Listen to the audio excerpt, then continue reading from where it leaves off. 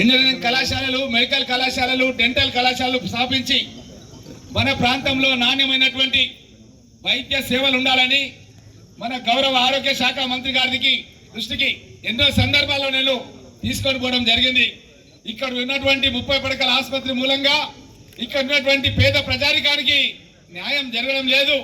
ఇక్కడ ఒక 100 పడకల ఆసుపత్రి ఉండాలి. దానికి పెద్ద ఎత్తున 27 కోట్ల రూపాయలు శాంక్షన్ మన మంత్రి గారు ఇచ్చి దానికి ఈరోజు శంకుస్థాపన చేసే కార్యక్రమానికి ఇక్కడకు రావడం అంటే చాలా సంతోషించదగ్గ విషయం. ఈ యొక్క 27 కోట్ల రూపాయలతో ఈ యొక్క బిల్డింగ్ నేను గతంలో ఎమ్మెల్యే ఉన్నప్పుడు 5 కోట్ల రూపాయలు పెట్టి ఈ బిల్డింగ్ ని నేను కట్టించినాను. ఇక్కడ ఉన్నాయని కూడా పనికిరాని పాత బిల్డింగ్లు వెనకటి కట్టిన ఉన్నాయి. ఇవన్నీ కూడా కూలగొట్టేసి అధునాతనమైనటువంటి బిల్డింగ్స్ ఇక్కడ 27 కోట్ల రూపాయలతో నిర్మాణం చేయడం జరుగుతుంది. ఇందులోపల గైనకాలజీ విభాగం, అదేవిధంగా మన పీడియాట్రిక్స్ విభాగం అంటే మాతా శిశు తల్లులకు సంబంధించింది, శిశువులకు సంబంధించింది, పిల్లలకు సంబంధించింది ఇక్కడ సపరేట్ విభాగాలు వస్తాయి. ఇది కాకుండా ఆర్థోపెడిక్స్ మనం ఇక్కడ చూస్తున్నాం. ఎక్కడ యాక్సిడెంట్ అయినా సరే చనిపోయిన వార్త వినబడుతుంది కానీ బతికి బయట పోయిన ఎక్కడ కూడా వినబడడం లేదు. ఆ విధంగా బతకాలంటే మన గౌరవ మంత్రి వారు ఎప్పుడు చెప్తుంటారు చేయాలి అని ఎప్పుడు చెప్తుంటారు. దానికి ట్రామా కేర్ సెంటర్ ప్రతి 20 కిలోమీటర్లకు ఒక ట్రామా కేర్ సెంటర్ ఏర్పాటు చేస్తామని కూడా శాసనసభలో మా ఎమ్మెల్యే అందరికీ మంత్రులందరూ కూడా ఆ రోజు శాసనసభలో చెప్పిండు. మరి ట్రామా సెంటర్ ఏంటంటే మనం ఇక్కడ చూస్తున్నాం, మన 5-10 కిలోమీటర్ల దూరం లోపలే హైవే లోపల యాక్సిడెంట్ అవుతుంది, మోయినాబాద్ దాటే లోపలే చచ్చిపోతున్నారు.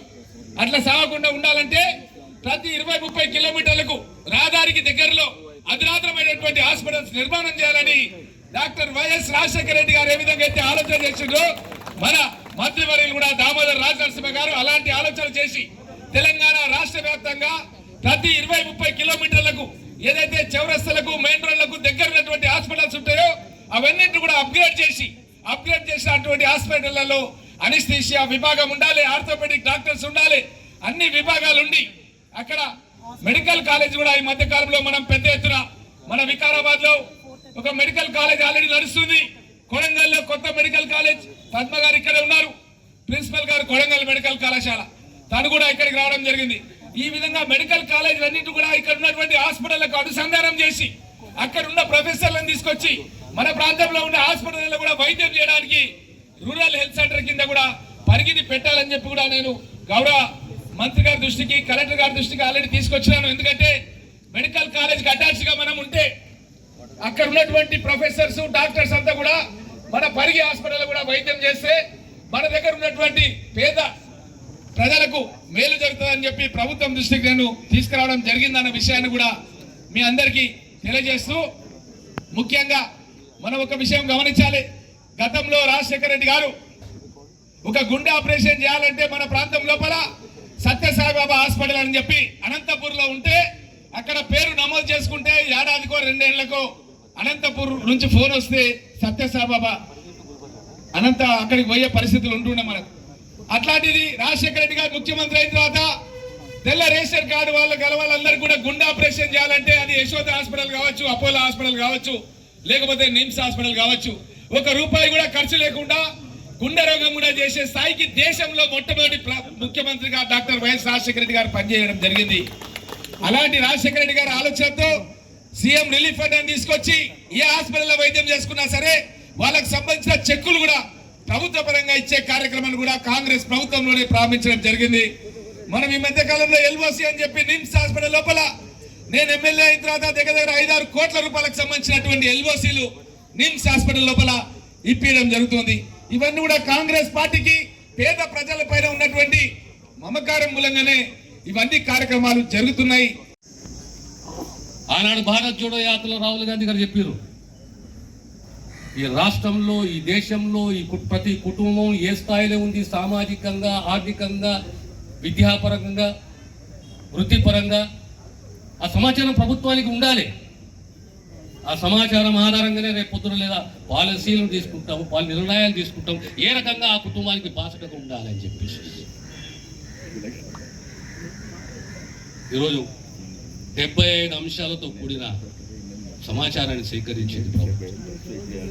రాబోయే కాలంలో నిర్ణయాలు అనేటి ఏ కులానికి ఏ వర్గానికి ఏ రకంగా నిర్ణయం తీసుకుంటే వాళ్ళకు లాభదాయకం ఉంటుందో దానికి ఈ సమాచారం తోడ్పడుతుంది. అదే రకంగా వర్గీకరణ ఇది కులాల పంచాయతీ కాదు. ఆ కులాల పంచాయతీలో మనం బయటికి రావాలి. వర్గీకరణ అనేది కులాల పంచాయతీ కాదు, ఇది బాబాసాహెబ్ అంబేద్కర్ కళ. సమాజంలో సామాజిక న్యాయం ఉండాలి. దళితుల మధ్యలే కానీ, దళిత కులాలే కానీ, బీసీ కులాలే కానీ ఎక్కడ అంతరాలు పెరగకూడదు. 30 సంవత్సరాల ఈ పోరాటం. సుప్రీంకోర్టు తీర్పిస్తే 8 మాసాలలో వర్గీకరణ 3 గ్రూపులు. అర్థమైంది. మొదటి గ్రూపు అత్యంత వెనుకబడ్డ ఎస్సీ కులాలని ఒక్క గ్రూప్లో చేస్తున్నారు. అత్యంత వెనుకబడ్డ కులం,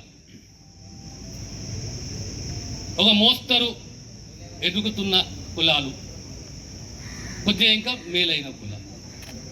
కానీ ఈ పంచాయతీ ఆ కుల పంచాయతీ ఈ కుల పంచాయతీ కుల పంచాయతీ గానే కాదు. ఎవరైనా కుల పంచాయతీ అనుకుంటే వాళ్ళు బాబాసాహెబ్ సిద్ధాంతానికి వ్యతిరేకిస్తున్నవారని చెప్పి నేను ఘంటాపథంగా చెప్తున్నాను.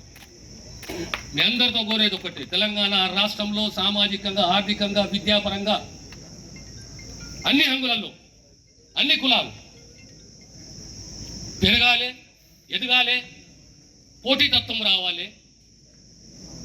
నేను ఆత్మధైర్యంతో, స్థైర్యంతో బ్రతకగలుగుతానని నమ్మకము ఆ కులానికి, ఆ జాతికి, ఆ కుటుంబానికి మనం కల్పించాలి.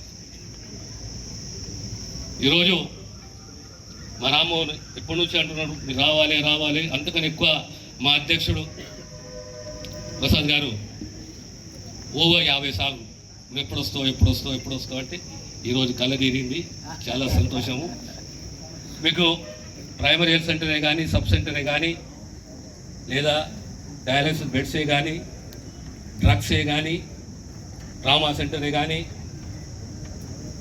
ఇంకా ఏ అంశం ఉన్నా ఒక హెల్త్ డిపార్ట్మెంట్ అంటే సేవా దృక్పథం ఉండాలి, ఓ కమిట్మెంట్ ఉండాలి.